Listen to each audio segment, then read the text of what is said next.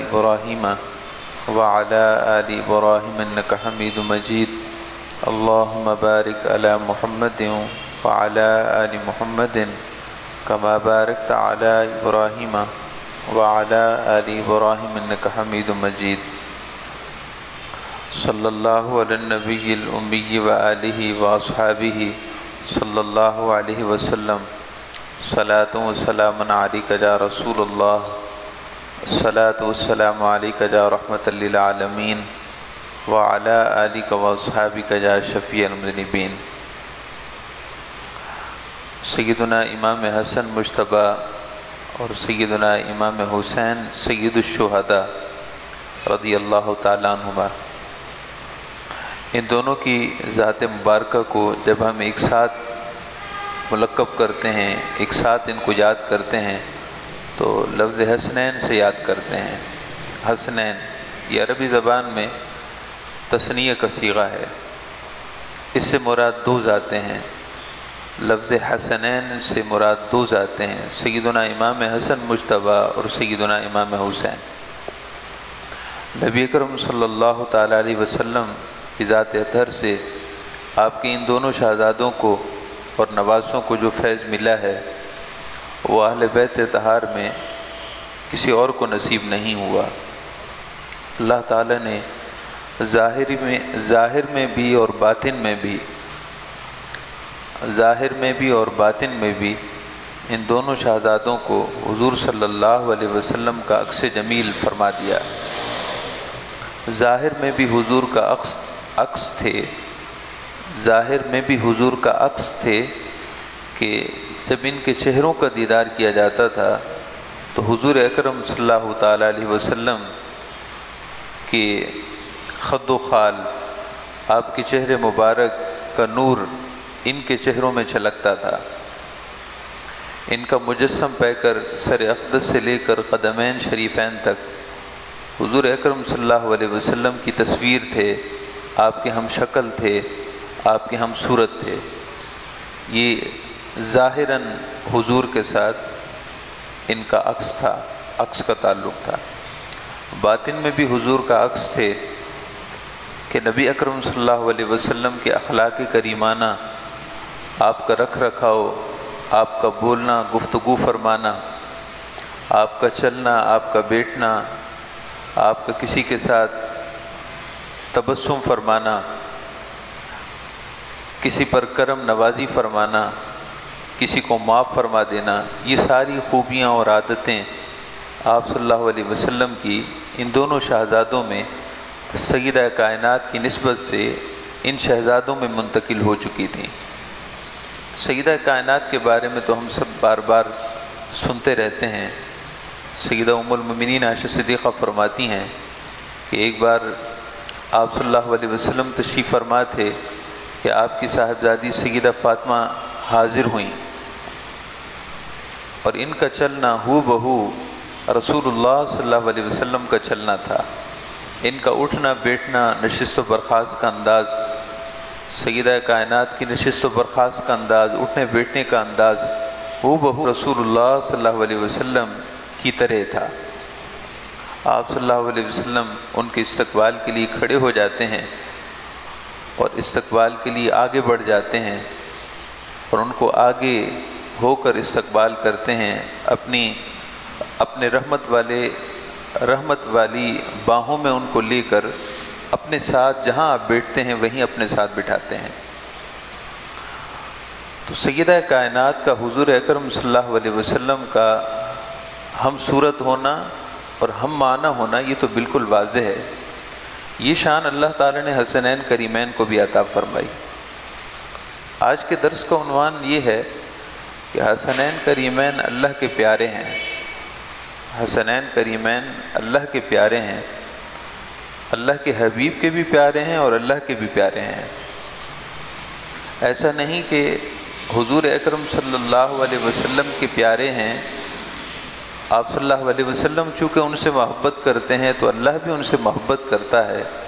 یہ بات اپنی جگہ برحق ہے کہ حضور جس سے محبت کریں اللہ بھی اس سے ایسے محبت فرماتا ہے، جیسے کہ حدیثوں میں بھی آیا ہے اللہ تعالیٰ کے کوئی بھی نبی مکرم ہو، حضور کی ذات تو بہت بڑی ہے، اللہ تعالیٰ کے کوئی بھی نبی مکرم ہو، ان کا کسی سے محبت کرنا یہ اللہ کے محبت کرنے کی نشانی ہوتا ہے۔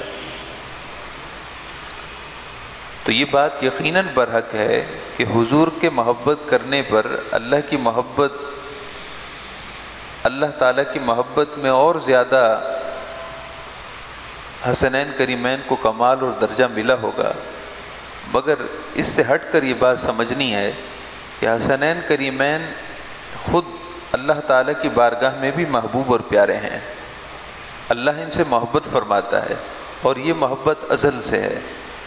جب اللہ تعالیٰ نے کائنات کو پیدا کیا، تمام ارواح کو پیدا کیا، ہر انسان کی روح اس وقت پیدا ہو گئی، تو حسنین کریمین اپنے جسد خاکی میں دنیا میں جلوگر ہونے سے قبل اور حضور کے نواسوں کی صورت میں ظاہر ہونے سے قبل ہی اللہ کے پیارے ہیں۔ اس کا ثبوت کئی احادیث سے ہوتا ہے، جیسا کہ ایک حدیث پاک میں ہے کہ سیدنا آدم علیہ السلام ارشاد فرماتے ہیں کہ جب میرے جسم میں روح پھونکی گئی، اللہ تعالیٰ نے فیض ربوبیت کی روح پھونکی، تو میں نے دیکھا کہ عرش کے سائے میں 5 نور ہیں جو اللہ کے حضور سجدے میں ہیں۔ میں نے عرض کی کہ اے باری تعالیٰ یہ 5 نور کیسے ہیں؟ ارشاد فرمائے کہ اگر یہ 5 نہ ہوتے، اگر ان 5 کو پیدا کرنا میرا قصد اور مقصود نہ ہوتا تو میں کچھ بھی پیدا نہ فرماتا۔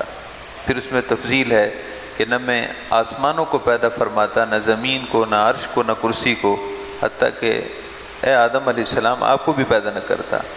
تو وہ 5 نور کون سے ہیں؟ حدیث پاک میں آیا کہ وہ حضور اکرم صلی اللہ علیہ وسلم کا نور ہے، سیدنا علی المرتضیٰ کا نور ہے، سیدہ کائنات فاطمہ الزہرا کا نور ہے، اور سیدنا امام حسن مجتبیٰ اور سید الشہداء امام حسین کا نور ہے۔ اگرچہ ان روایات کے ضعف کے بارے میں یہ روایات سند میں ضعیف ہے، بعض ائمہ کے اقوال ہیں، محدثین کے اقوال ہیں، مگر موضوع حدیث نہیں۔ حدیث موضوع اور حدیث ضعیف میں فرق ہوتا ہے۔ حدیث موضوع وہ جو من گھڑت ہو، اور حدیث ضعیف وہ کہ جس کی سند میں، راویوں میں کچھ کمی اور کجی پائی جاتی ہو۔ موضوع حدیث نہیں، حدیث ضعیف ہیں، اور فضائل میں، منقبت میں ضعیف احادیث بھی قابل قبول ہوتی ہیں۔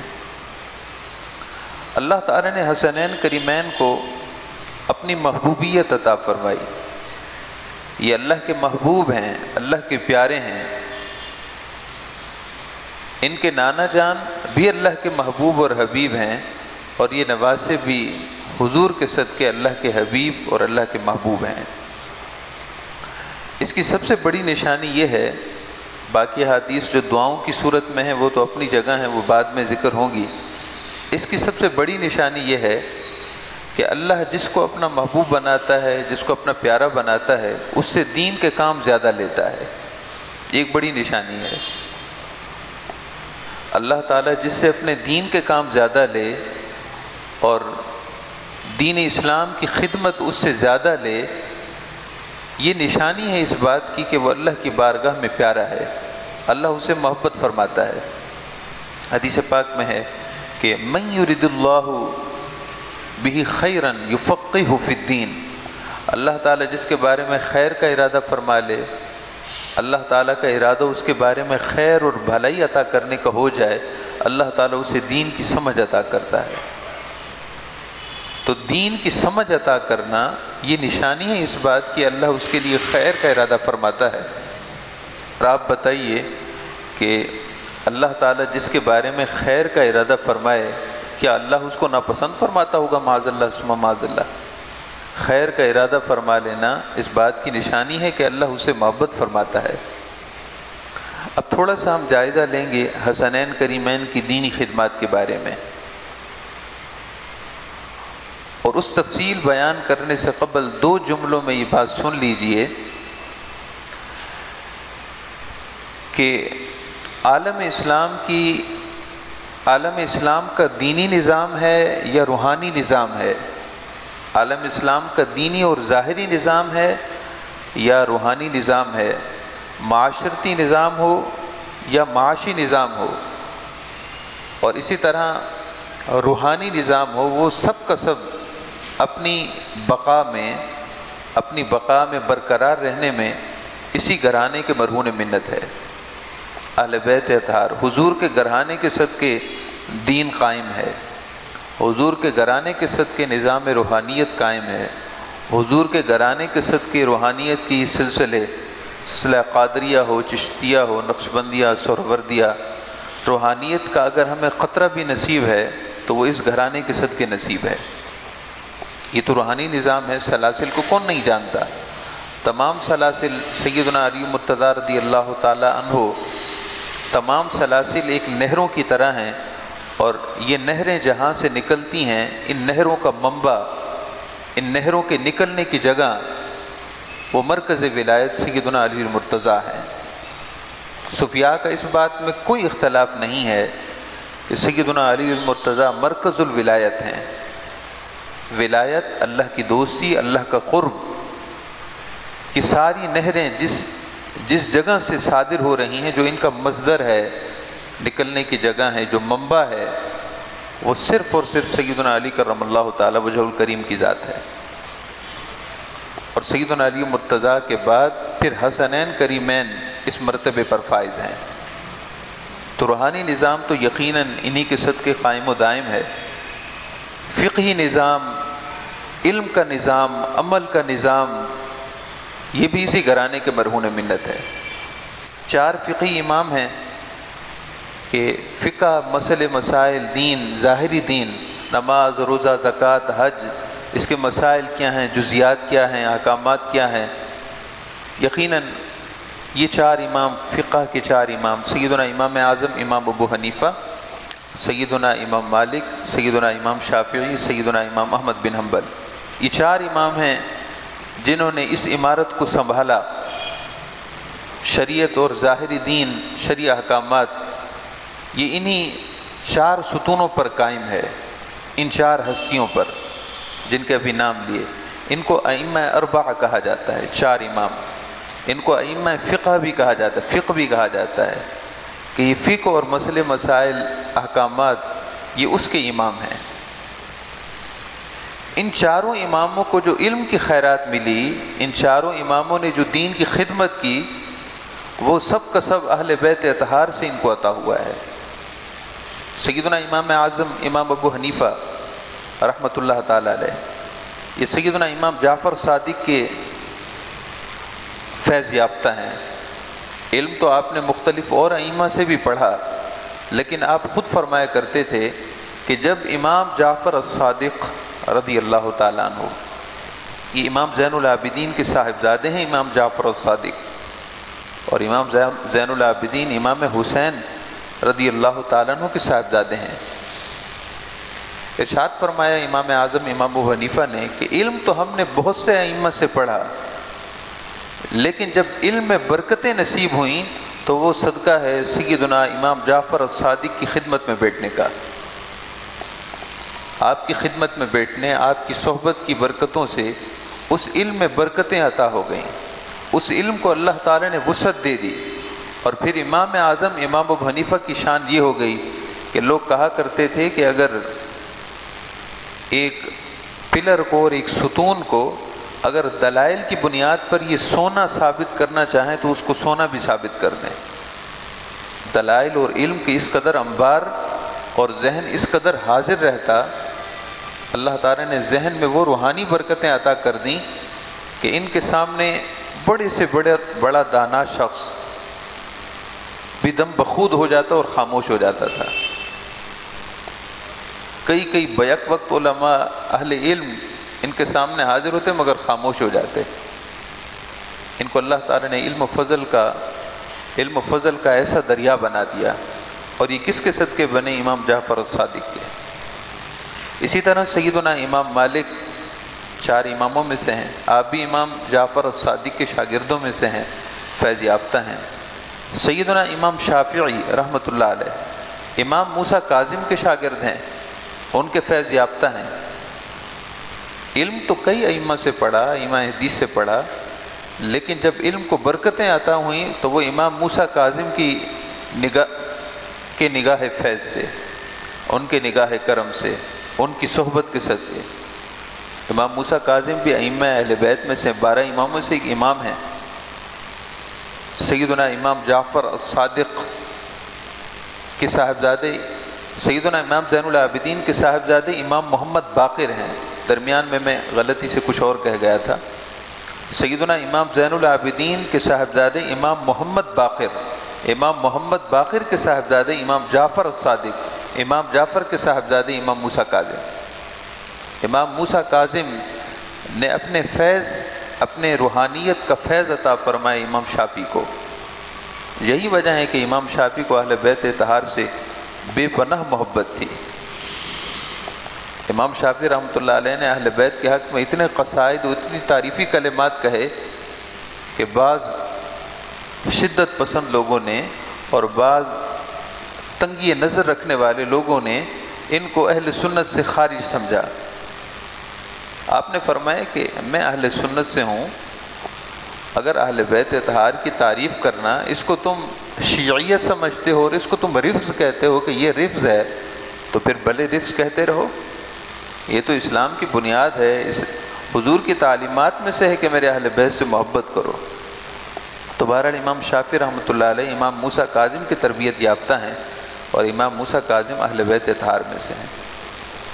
تو آپ اندازہ فرمائیے کہ وہ 4 امام جن کی ذوات پر، جن کی جد و جہد پر، جن کے اجتہاد پر آج دنیا علم قائم ہے، آج دنیا فقہ و اجتہاد قائم ہے، اور وہ 4 امام کہ جن کے شاگردوں کو اللہ تعالیٰ نے وہ درجہ دیا کہ انہوں نے قرآن اور حدیث سے مسائل اخذ کیے، نہ صرف مسائل اخذ کیے بلکہ اصول اخذ کیے، ضابطے اخذ کیے کہ ان ضابطوں پر آج تک چاروں فقہ کے ماننے والے چلے آ رہے ہیں، خواہ وہ شافعیہ ہوں یا مالکیہ ہوں یا حنبلیہ ہوں یا حنفیہ ہوں، سب کی بنیاد ان اصولوں پر ہے، اور وہ اصول ان لوگوں نے وضع کیے جو ان 4 اماموں کے شاگرد ہیں، اور وہ 4 امام کن کے فیض یافتہ ہیں؟ اہل بیت اطہار کے فیض یافتہ ہیں۔ تو روحانیت کا نظام بھی انہی ہستیوں پر، اسی گھرانے کے مرہون منت ہے، اہل بیت اطہار کے صدقے قائم ہے، اور اسی طرح ظاہری شریعت کا نظام بھی ان کے صدقے قائم ہے۔ پھر ہم کیوں نہ کہیں کہ حسنین کریمین اور اس گھرانے کو اور آپ کی ذریت کو اللہ پاک نے اتنا اپنا پیارا اور محبوب بنا دیا کہ دین کا سارا نظام ہی اسی گھرانے کے طفیل قائم و دائم ہے۔ ہم صاحب ایمان ہیں تو اللہ کی قسم ہمارا صاحب ایمان ہونا بھی اسی گھرانے کے صدقے ہے۔ اگر ان کی خدمات نہ ہوتی، خواجہ معین الدین چشتی اجمیری کون تھے؟ کیا اس گھرانے سے آپ کی نسبت نہیں ہے؟ سید ہیں آپ، سیدنا خواجہ معین الدین چشتی اجمیری رحمۃ اللہ تعالی علیہ، کہ جن کے دم قدم سے بر صغیر پاک و ہند میں ایمان کا سورج روشن ہے، اور ہم نسلوں میں ایمان صاحب ایمان ہوئے ہیں، کہ خواجہ صاحب خواجہ معین الدین چشتی اجمیری رحمۃ اللہ علیہ کی تعلیمات اور ان کی تشریف آوری کی برکتیں ہیں۔ اگر وہ وہاں سے سجستان سے یا سیستان سے یہاں تشریف نہ لاتے تو ہمارا کیا ہوتا؟ یہ تو سارا کفرستان تھا، کفر ہی کفر تھا، کفر کا اندھیرا تھا۔ یہ ان کے قدوم میمنت کی برکتیں ہیں، برکتوں والے قدموں کی برکتیں ہیں، برکتوں والے قدموں کی برکتیں ہیں کہ جن کے صدقے آج ہمیں ایمان نصیب ہے۔ انہوں نے اپنی نگاہ ولایت سے کئی اپنے شاگردوں کو ولایت کا امام بنا دیا۔ خواجہ قطب الدین بختیار کاکی ہوں یا خواجہ بابا فرید الدین گنج شکر ہوں، یہ اس کے ماضی قریب کی جو اور بزرگ ہستیاں ہیں، شیخ شمس الدین سیالوی رحمۃ اللہ علیہ ہوں سیال شریف کے، اس وقت پاکستان میں جتنے بھی بڑے بڑے آستانے ہیں ان سب کا منبع وہ سیال شریف ہے، سب کا منبع سیال شریف ہے۔ اور اگر آپ پیچھے چلتے جائیں تو یہ سارے چشمے، سارے دریا یا چشمے یہ خواجہ صاحب کی ذات پر جمع ہو جاتے ہیں۔ ہندوستان اور پاکستان کے اہل ایمان کا ایمان خواجہ صاحب کے صدقے اور آپ کے مریدین، آپ کے خلفاء کے صدقے قائم ہے۔ یہ کوئی قصہ کہانی نہیں ہے، یہ کوئی فلسفہ نہیں ہے، یہ خالی عقیدت کے عقیدت کے ظاہری الفاظ نہیں ہیں، تاریخ اس پر گواہ ہے، تاریخ اس پر گواہ ہے۔ ہم کہتے ہیں، سوچتے ہیں کہ شاید یہ اہل علم کی محنتوں کا نتیجہ ہے۔ یقیناً اہل علم کی محنتیں ہیں، بڑے بڑے علماء نے محنتیں فرمائیں، لیکن اہل علم کا علم اپنی جگہ ہے، اور صاحب روحانیت، صاحب تصرف، بزرگوں کا تصرف وہی علم کو برکتیں دیتا ہے۔ آپ کسی علاقے میں سارا تاروں کا نظام بچھا دیں، کسی علاقے میں بجلی نہ ہو، آپ تاروں کا سارا نظام بچھا دیں، بہترین پول نصب کر دیں، ان پر بہترین تاریں آویزہ کر دیں، کوئی نظام میں کمی نہ چھوڑیں، لیکن جب تک ان تاروں میں بجلی نہ ہوگی کسی کو کیا فائدہ؟ تو ظاہری علم کی مثال ایسے ہی ہے جیسے کہ کسی علاقے میں تاروں اور بجلی کے تمام آلات نصب کر دیے جائیں مگر ان میں بجلی نہ ہو۔ یہ بجلی اور روحانیت، برکت اور مؤثریت، اثر کرنا، یہ بزرگوں کا روحانی تصرف ہوتا ہے۔ اگرچہ وہ اپنے آپ کو سامنے آنا نہیں چاہتے، وہ ہمیشہ پردوں میں رہتے ہیں، پردے میں رہ کر وہ کام کرتے ہیں، اس لیے کہ ان کو سامنے آنا ان کی شان کرامت کے خلاف ہوتا ہے۔ بڑے اور کبار اولیاء کی شان یہ ہوتی ہے کہ وہ کرامت نہ دکھانا ان کی کرامت ہوتا ہے، اپنے آپ کو چھپا لینا ان کی کرامت ہوتا ہے، اپنے آپ کو ظاہر نہ کرنا ان کی کرامت ہوتا ہے۔ کرامت اور تصرف دکھانے کے باوجود پھر بھی نہ دکھائیں تو یہ ان کی شان ہے۔ یہی وجہ ہے کہ سیدنا امام حسین سید الشہداء رضی اللہ تعالیٰ عنہ نے میدان کربلا میں کوئی کرامت ظاہر نہیں فرمائی۔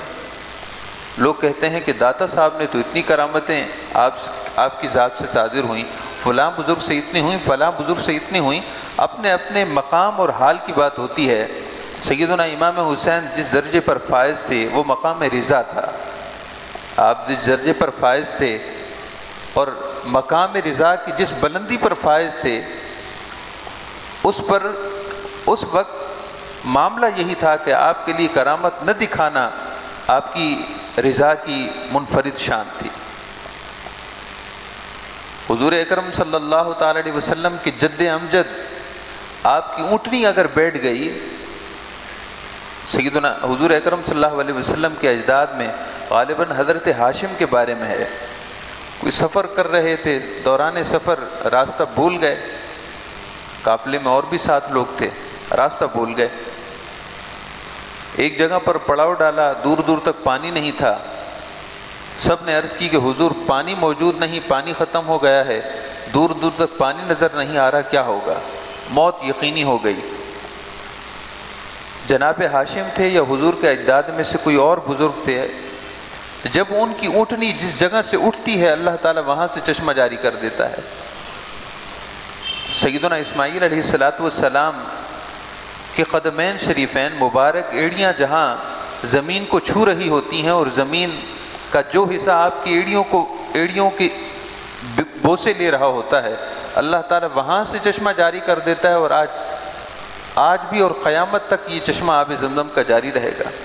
جن کے آبا کی شانیں یہ ہوں، کیا ان کے لیے ممکن نہ تھا کہ پورے میدان کربلا کو چشمہ ہی چشمہ کر دیتے، دریا ہی دریا کر دیتے؟ وہ محتاج نہیں تھے، دریائے فرات کے محتاج نہیں تھے، بلکہ حقیقت یہ ہے کہ دریائے فرات خود محتاج تھا کہ امام حسین مجھے حکم دیجئے کہ آپ کے قدموں میں حاضر ہو جاؤں۔ تو اس مغالطے میں کبھی نہ پڑیں کہ امام حسین رضی اللہ تعالیٰ عنہ نے کرامت کیوں نہ دکھائی۔ اللہ کو منظور یہی تھا، اے میرے حبیب کے حبیب، اے میرے پیارے، آپ ہماری محبوبیت کے مقام رضا پر فائز ہیں، آج آپ کا کرامت نہ دکھانا آپ کی کرامت ہے، تاکہ دنیا کو معلوم ہو، تاکہ ساری دنیا جانے کہ حضور کے گھرانے کی یہ شان ہے کہ اللہ جس بات پر راضی ہو اس پر راضی ہیں۔ ہاں وہ سیدنا علی اصغر کو اللہ کی بارگاہ میں قربان کیوں نہ کرنا پڑے، وہ ایک سیدنا علی اصغر کیا سینکڑوں ہزاروں اللہ کی رضا پر قربان کر دیں۔ سیدنا امام حسین نے ایک بار بھی یہ عرض نہ کی کہ اللہ اس پریشانی کو ٹال دے، یزیدیوں کے لشکر کو یہاں سے دور بھگا دے، ایک بار بھی یہ دعا نہ کی کہ اللہ اس امتحان کی گھڑی کو تو بدل دے، کیونکہ اللہ کی رضا یہی تھی کہ یہ سب کچھ ہونا ہے۔ سیدنا امام حسین رضی اللہ تعالیٰ عنہ اللہ کے حکم پر راضی تھے، یہ مقام رضا تھا۔ اور امام حسین کی تو پھر بڑی شان ہو جاتی ہے، آپ ان کے گھرانے کی شان دیکھیں، سیدہ زینب کی شان دیکھیں، حضرت سیدنا قاسم کی شان دیکھیں، ایک بار بھی زبان پر یہ لفظ نہیں آتے کہ اللہ اس کو بدل دے، معاملات بدل جائیں، اللہ کی رضا پر راضی ہیں۔ تو بہرحال عرض کی جا رہی تھی یہ بات کہ حسنین کریمین اور آپ کے گھرانے، آپ کی ذریت کی قربانی اس قدر ہیں کہ دین کا نظام بھی انہی ہستیوں کے صدقے قائم ہے، اور روحانیت کا نظام بھی اسی صدقے سے قائم ہے، اور آج ہم ایمان ہیں، ایمان کے ساتھ سانس لینا بھی حسنین کریمین کے گھرانے کے ساتھ بالواسطہ قائم ہے۔ سیدنا امام حسن مجتبیٰ رضی اللہ تعالیٰ عنہ کا ظاہری خلافت سے 6 مہینے بعد تقریباً خلافت سے دستبردار ہو جانا اور امت مسلمہ کو خانہ جنگی سے بچا لینا، امت مسلمہ کو خون ریزی سے بچا لینا، یہ آپ کی شان سیادت تھی، یہ آپ کا عظیم کارنامہ تھا۔ لوگوں نے کیا کچھ نہیں کہا امام حسن مجتبیٰ کو، تاریخ پڑھیے آپ، لوگوں نے امام حسن مجتبیٰ رضی اللہ تعالیٰ عنہ کو کیا کچھ نہیں کہا اس بات پر کہ آپ خلافت سے دستبردار کیوں ہو گئے۔ بعض ان کو کہتے تھے یا مذل المؤمنین، معاذ اللہ ثم معاذ اللہ۔ مذل المؤمنین کا مطلب یہ بنے گا کہ ایمان والوں کو رسوا کرنے والے، یہاں تک لفظ بولے جاتے رہے امام حسن مجتبیٰ کو، لیکن کوئی پرواہ نہ کی، چونکہ حضور نے پہلے ہی ارشاد فرما دیا تھا کہ یہ میرا بیٹا سیادت کی شان اس کی ذات سے صادر ہوگی، اور وہ اس وقت ہوئی جب امت مسلمہ کو خون ریزی سے بچا لیا۔ اگر کوئی کہے کہ امام حسن مجتبیٰ سیدنا امام حسین کی طرح کیوں اپنی بات پر قائم نہ رہے، حالات اور معاملات کے مختلف ہو جانے کی وجہ سے حکم مختلف ہو جاتا ہے، حالات اور معاملات کے مختلف ہو جانے کی وجہ سے حکم مختلف ہو جاتا ہے۔ کبھی ایک کام کرنا شان ہوتا ہے، کبھی ایک کام نہ کرنا شان ہوتا ہے، کبھی کام ایک ہی ہوتا ہے لیکن احوال کے فرق کی وجہ سے حکم میں فرق آ جاتا ہے۔ امام حسن مجتبیٰ جس وقت خلافت سے دستبردار ہوئے تھے، اگر آپ خلافت سے دستبردار نہ ہوتے تو وہ شان نہ ہوتی، اب خلافت سے دستبردار ہو جانا شان تھی، لہذا خلافت سے دستبردار ہو گئے۔ اور حضور کا یہ فرمان کہ ابنی ھذا سید، آپ نے یہ شان کر کے دکھائی۔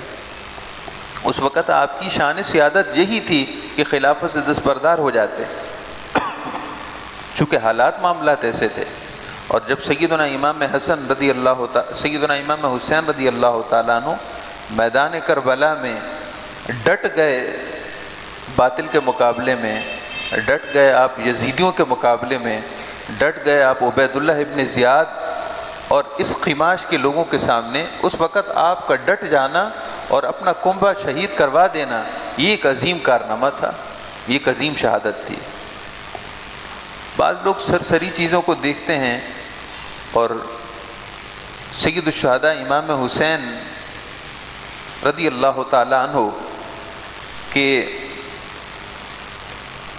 کے واقع کربلا کو دیکھ کر امام حسن مجتبیٰ پر باتیں کرنا شروع کر دیتے ہیں۔ امام حسن مجتبیٰ رضی اللہ تعالی عنہ کے بارے میں اپنے ظاہری اور سرسری تجزیے کی وجہ سے سمجھتے ہیں کہ امام حسن مجتبیٰ نے معاذ اللہ غلطی کی تھی۔ اللہ تعالیٰ کی بارگاہ میں ہمیں استغفار کرنا چاہیے۔ سیدنا امام حسن مجتبیٰ بھی حضور کی تصویر ہیں، ظاہر میں بھی اور باطن میں بھی، اور سیدنا امام حسین تو ہیں ہی۔ تو سیدنا امام حسن مجتبیٰ کے بعد آپ کی اولاد میں بھی یہ سلسلہ قائم رہا۔ سیدنا امام حسن مجتبیٰ کے صاحبزادے امام حسن مثنیٰ، آپ کے صاحبزادے آپ کے ہم نام تھے، ان کا نام بھی حسن تھا، یہ میدان کربلا میں حاضر ہوئے تھے۔ ان کو مثنیٰ کہتے ہیں، یعنی یہ دوسرے حسن ہیں۔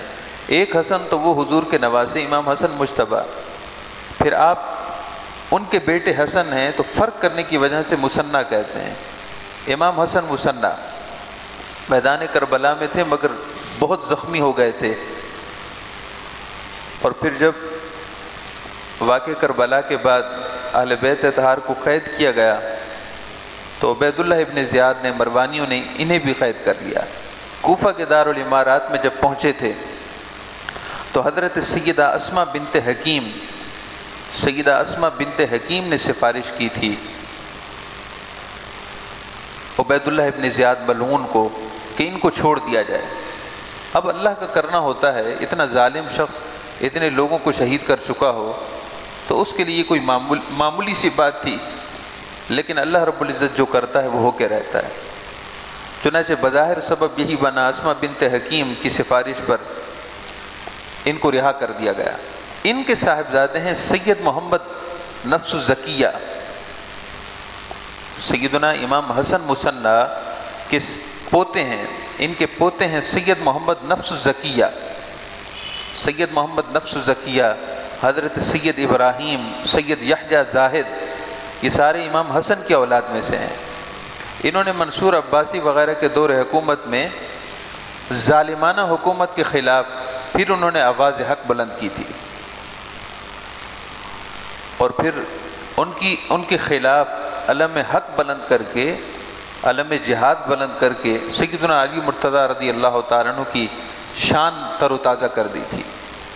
ان میں آپ کو عرض کر رہا ہوں کہ حسنین کریمین کی اولاد بھی حضور صلی اللہ تعالیٰ علیہ وسلم کی شان ان میں ظاہر ہوتی ہے۔ اسی طرح سیدنا امام حسین رضی اللہ تعالیٰ عنہ کے گھرانے میں سے سیدنا امام زین العابدین اور پھر آپ کے پوتے سیدنا امام حسین کے پوتے حضرت زید شہید، امام زین العابدین کے صاحبزادے ہیں حضرت زید شہید، مروانیوں نے غیر شرعی حکومت قائم کر دی۔ حضرت زید شہید رحمۃ اللہ تعالی علیہ نے ان کے خلاف کلمہ جہاد بلند کیا اور اثر نو میدان کربلا کی تصویر کو ظاہر کیا۔ محترم معزز سامعین کرام، سیدنا امام اعظم امام ابو حنیفہ کے بارے میں ہے کہ جب حضرت سیدنا سید محمد نفس الزکیہ امام حسن مجتبیٰ کے پڑپوتے، جن کا بھی ذکر ہو رہا تھا، جب انہوں نے عباسیوں کے خلاف جہاد کا فتویٰ دیا، عباسیوں کے خلاف انہوں نے آواز بلند کی، تو سیدنا امام اعظم امام ابو حنیفہ نے ان کو ایک خط بھیجا تھا، 4000 دینار آپ کی خدمت میں تحفہ بھجوایا، اور فرمانے لگے کہ اگر میرے پاس اس وقت لوگوں کی امانتیں نہ ہوتیں اور ان کو ادا کرنے کا اگر میرے پاس اسباب مہیا ہوتے تو میں آپ کی خدمت میں حاضر ہوتا اور آپ کے ساتھ شہادت کی امید پر خود آپ کے ساتھ ہوتا۔ شہادت کی امید پر میں آپ کے ساتھ اس جہاد میں ضرور شریک ہو جاتا، لیکن میرا مسئلہ یہ ہے کہ میرے پاس امانتیں ہیں اور ان کے مالکوں تک پہنچانے کے اسباب مہیا نہیں۔ آپ نے فرمایا تھا اگر میرے پاس مجھے یہ معاملہ رکاوٹ نہ ہوتا تو میں آپ کی خدمت ضرور حاضر ہوتا۔ آپ کی اس وقت عمر کتنی تھی امام اعظم امام ابو حنیفہ کی جب آپ نے فرمایا تھا کہ میں ضرور حاضر ہوتا؟ اس وقت آپ کی عمر 80 برس تھی۔ سیدنا امام اعظم امام ابو حنیفہ کی عمر 80 برس ہے، اس کے باوجود فرما رہے ہیں سید محمد نفس الزکیہ سے رحمۃ اللہ علیہ سے کہ اگر یہ رکاوٹ نہ ہوتی تو میں ضرور حاضر ہو جاتا۔ اسی طرح کی بات سیدنا امام شافعی کے بارے میں بھی ہے، سیدنا امام مالک کے بارے میں بھی ہے۔ تو حضور اکرم صلی اللہ تعالیٰ علیہ وسلم نے حسنین کریمین کو وہ شان عطا کی کہ ان سے دین کا کام لیا گیا، ان کی اولادوں سے دین کا کام لیا گیا۔ انہوں نے اپنا سب کچھ قربان کر دیا صرف دین کو قائم رکھنے کی بنیاد پر، اس لیے کہ امت محمدیہ کی بقا دین اسلام سے قائم ہے۔ اسلام ہے تو امت ہے، اسلام نہیں تو پھر امت کس بات کی؟ اسلام ہے تو امت مسلمہ ہے، اگر اسلام نہ رہے تو امت کس بات کی؟ تو انہوں نے اسلام کو ڈھارس دی ہے، اہل بیت اطہار نے، حسنین کریمین نے، ان کی ذریت نے اسلام کو ڈھارس دی ہے، اسلام کو سہارا دیا ہے۔ انہوں نے اور ان کے اولادوں نے اسلام کو زندہ کیا ہے، اسلام کو حیات نو بخشی ہے، اسلام کو جلا بخشی ہے۔ تاکہ اسلام رہے قیامت تک، اور اہل اسلام اسلام کی برکتوں سے مالا مال ہوتے رہیں۔ اللہ تعالیٰ سے دعا ہے اللہ تعالیٰ ہم سب کو دونوں جہانوں کی برکتیں اور سعادتیں نصیب فرمائے، اہل بیت طہار کی سچی محبت عطا فرمائے۔ الحمد للہ رب العالمین والصلاة والسلام علی سید الانبیاء والمرسلین وعلی آلہ واصحابہ اجمعین۔ یا رب العالمین یا ارحم الراحمین، ہم سب کی عاجزانہ حاضری کو اپنی بارگاہ میں قبول و منظور فرما، تمام عبادات کو بالخصوص حسنین کریمین کے ذکر کو، اہل بیت طہار کے ذکر کرنے سننے کو اپنی بارگاہ میں قبول و منظور فرما۔ یا رب العالمین ہم سب کو اپنے نیک بندوں اور بندیوں سے سچی محبت نصیب فرما۔ اے اللہ ان کے طرز عمل کے مطابق اپنی زندگی کو ڈھالنے کی توفیق عطا فرما۔ یا رب العالمین اسلام کی محبت نصیب فرما،